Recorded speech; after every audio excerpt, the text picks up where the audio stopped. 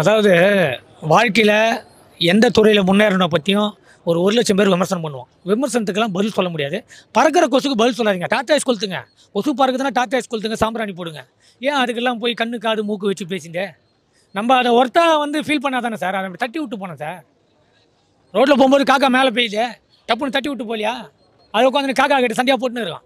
அந்த மாதிரி பறக்கிற காக்கா, பறக்கிற உயிரினங்களுக்கெல்லாம் பதில் சொல்லாதீங்க. நீங்கள் வாழ்க்கையில் முன்னேறி போயிட்டே இருங்கன்றார். தலைவரோட சொற்கள் தான், தலைவரோட பழமொழிகள் தான். நாங்கள் மார்கழி மாதம் 30 நாளுங்க 30 பாட்டு திருப்பாப்போம். 31வது பாட்டு என் தலைவன் லால் சலாம் பாட்டு தான்.